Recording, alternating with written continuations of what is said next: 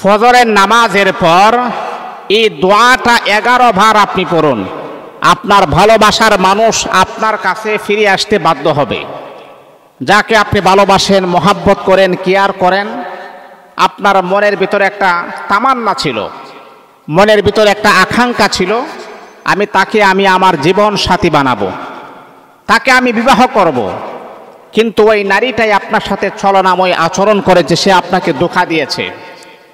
তারপরও আপনি চাচ্ছেন যে তাকে আপনি জীবন সাথী বানানোর জন্য। তাহলে আমি আপনাকে বলবো, বাবা শুনেন, আপনি এই একটা আমল করবেন। কোরআনুল কারীমের এই দোয়াটা আপনি 11 বার আপনি পড়বেন, কারণ পুরাটা কোরআন শরীফই হচ্ছে দোয়া। আল্লাহ পাক রব্বুল আলামিন 6666টা আয়াত আমাদের সামনে উপস্থাপন করেছেন। এই 66টা আয়াতই হচ্ছে দোয়া, পুরাটা কোরআন শরীফই হচ্ছে দোয়া। আপনি এই দোয়াটা আপনি 11 বার আপনি পড়বেন। আমলটা আপনি কিভাবে করবেন আমি আপনাদেরকে বলিয়া দিই। মনে রাখতে হবে, যে কোনো আমল করার ক্ষেত্রে আমি কিন্তু আপনাদেরকে প্রথমে বলি 5 ওয়াক্ত নামাজ আমাদেরকে নিয়মিতভাবে আদায় করতে হবে।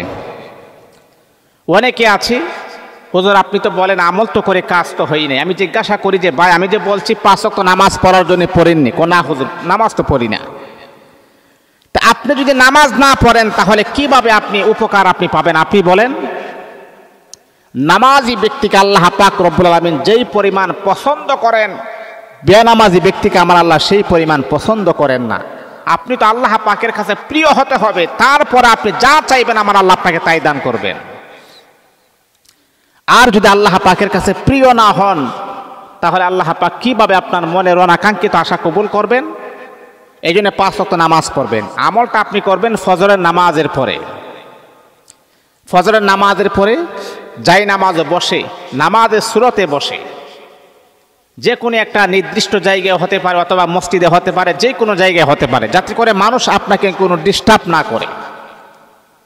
আপনি 3 বার ইস্তেগফার পড়বেন। কয়বার ইস্তেগফার? আস্তাগফিরুল্লাহ, আস্তাগফিরুল্লাহ, আস্তাগফিরুল্লাহ 3 বার। তারপর আপনি 3 বার দরুদ ইব্রাহিম পড়বেন। 3 বার দরুদ ইব্রাহিম। আল্লাহুম্মা সাল্লি আলা মুহাম্মাদিন ওয়া আলা আলি মুহাম্মাদ কামা সাল্লাইতা আলা ইব্রাহিম ওয়া আলা আলি ইব্রাহিম ইন্নাকা হামিদুম মাজিদ। আল্লাহুম্মা বারিক আলা মুহাম্মাদিন ওয়া আলা আলি মুহাম্মাদ কামা বারাকতা আলা ইব্রাহিম ওয়া আলা আলি ইব্রাহিম ইন্নাকা হামিদুম মাজিদ। এই আমার বন্ধুরা, 3 বার দরুদ শরীফ পড়বেন, 3 বার ইস্তেগফার, 3 বার দরুদ ইব্রাহিম পড়ে। যেমন আপনার যাকে আপনি মহাব্বত করেন, এই মহাব্বতের মানুষটাকে আবার আপনি চাচ্ছেন ফিরিয়ে আনার জন্য, তাকে আপনি আপনার জীবন সাথী বানাবেন। এমনও হতে পারে সন্তান মার কথা শুনে না, মা সন্তানের কথা শুনে না, অথবা আপনার স্ত্রী আপনার কথা শুনে না। ও আমার মা বোনেরা, অনেক সময় এমন আছে, হুজুর আমার স্বামী প্রথম অবস্থায় যে পরিমাণ আমাকে মহাব্বত করতো, যে পরিমাণ আমাকে কেয়ার করতো, ভালোবাসতো, এখন তো আর আমাকে আগের মতো ভালোবাসে না। আমার স্বামী এখন আমাকে আর আগের মতো মহাব্বত করে না, কেয়ার করে না, সম্মান করে না। আমার স্বামী যাতে করে আমাকে আগের মতো মহাব্বত করে, আগের মতো কেয়ার করে, সম্মান করে, এমন একটা আমল আপনি আমাকে জানাইয়া দেন, যে আমলটা করলে আমার স্বামীর পরিপূর্ণ ভালোবাসাটা আমি পেয়ে যাব।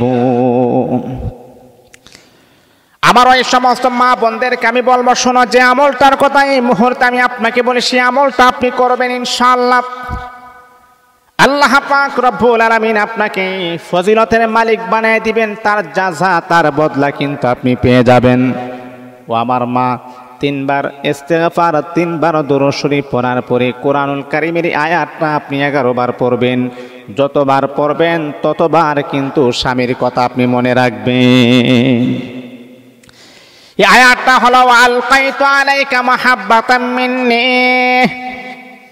যদি আপনার স্বামী বিদেশের জমিনে থাকে তাহলে তার ছবিটা আপনি হাতে নিয়ে একবার আপনি ফু দিবেন, আবার পরে আবার আপনি ফু দিবেন, এমন করে করে আপনি 11টা ফু দিবেন, 11 বার পড়বেন। শেষে আবারও আপনি দুরূদ শরীফ পড়বেন 3 বার। তারপরে মালিকের কাছে 2 কানা হাত বাড়ায় দিয়ে বলবেন, রব্বুল আলামিন, আয় আল্লাহ, আমার স্বামীর অন্তরে আমার পরিপূর্ণ ভালোবাসা মোহাব্বত পয়দা করে দাও, জাহির করে দাও, যাতে করে আমার স্বামী আমাকে আগের মতো আমাকে মোহাব্বত করতে পারে, ভালোবাসতে পারি। আমি আমার মাকে বলবো, মা, যতদিন পর্যন্ত আপনার উদ্দেশ্য হাসিল না হবে, যতদিন পর্যন্ত তার পরিপূর্ণ রেজাল্ট আপনি না পাবেন, ততদিন পর্যন্ত আপনি আমলটা চালিয়ে যান। আল্লাহ পাক রব্বুল আলামিন যে কোনো একদিন দেখবেন আপনার স্বামীর অন্তরের ভিতর আপনার মোহাব্বত পয়দা করে দিবেন। আপনার স্বামী নিজের ভুলটা নিজেই বুঝতে পারবে, তখনই দেখবেন আপনার কাছে মাফ চাইতে পর্যন্ত বাধ্য হয়ে যাবে। হতাশ হওয়ার কোনো দরকার নাই, প্রয়োজন নাই, হতাশ হওয়ার কোনো কারণ নাই। এই আমলগুলো আপনি করেন, দেখবেন ইনশাআল্লাহ আল্লাহ পাক আপনাকে যথেষ্ট পরিমাণের উপকার আপনাকে দান করে দিবেন ইনশাআল্লাহ। আমরা তো আমল করি না, আমল থেকে আমরা অনেক দূরে চলে আসছি। আমরা আমলের নামে আমাদের কোনো ইয়ে নাই। আমরা দৌড়াদৌড়ি করছি, অনেক টাকা পয়সা অনেক খরচ করেছি, তারপরে লাস্ট পর্যন্ত যখন কোনো কাজ হয় না তখন আমরা কোরআনের কাছে আশ্রয় আমরা নেই। কিন্তু মুমিন, আল্লাহ পাক রব্বুল আলামিন কোরআনটাকে আমার আল্লাহ দিয়েছেন মুমিনের জন্য। আমার আল্লাহ বলেন, হে মুমিন, এই পৃথিবীর সৃষ্টির সূচনা লগ্নে থেকে নিয়ে সমাপ্তি ঘটা পর্যন্ত যা কিছু পৃথিবীতে হবে সব কিছু আমি আল্লাহ সবিস্তার আকারে কোরআনের ভিতরে আলোচনা করেছি। তোমার কি সমস্যা, আমি কোরআনের কাছে বলো, কোরআন সমস্যা সমাধান বের করে দিবে। তোমার কি হাজত, কোরআনের কাছে বলো, কোরআন তোমার হাজত পরিপূর্ণ করে দিবে। কিভাবে চাইতে হবে মালিকের কাছে কোরআন তোমাকে বলে দিবে। পৃথিবীর এমন কোন সমস্যা নাই যে সমস্যার সমাধান আল্লাহ পাক রব্বুল আলামিন 30 পারা কোরআনের ভিতরে আমার আল্লাহ দেন নাই। আল্লাহ পাক রব্বুল আলামিন ডাক দেয়া বলে, ও পৃথিবীর বান্দা বান্দি, শোনো শোনো, এই কোরআনকে যদি তোমরা প্রশ্ন করো, যে কোনো প্রশ্ন যদি তুমি তোমার কোরআনকে করো, তাহলে এই কোরআন চমৎকার উত্তর বের করে দিবেন। এই কোরআন তোমাদেরকে সুন্দর একটা সমাধান দিয়ে দিবেন। এই জন্য মুসলমান বন্ধু, আমরা কোরআন থেকে অনেক দূরে চলে আসছি, যার কারণে আমরা পথভ্রষ্ট হয়ে আছি। যেখানে সেখানে আমরা অবহেলিত, লাঞ্ছিত হয়ে পড়ে আছি। যেইভাবে আমি বলছি ওইভাবে আমলটা করেন, ইনশাআল্লাহ তার উপকার আপনি পেয়ে যাবেন ইনশাআল্লাহ। মা, বাবা, ভাই, বোন, আমি আপনাকে বলছি, যে এরকম একটা সমস্যার ভিতরে আছেন, অথবা আপনার স্ত্রী চলে গেছে, স্ত্রী কথা শুনে না, এই আমলটা আপনি করেন। আপনার সন্তান কথা শুনে না, আমলটা আপনি করেন। আপনার প্রিয় মানুষ যাকে এত মহাব্বত করেন, হালালভাবে তাকে পেতে চান, তাহলে আপনি আমলটা আপনি করেন ইনশাআল্লাহ। এটার উপকার আপনি পেয়ে যাবেন ইনশাআল্লাহ।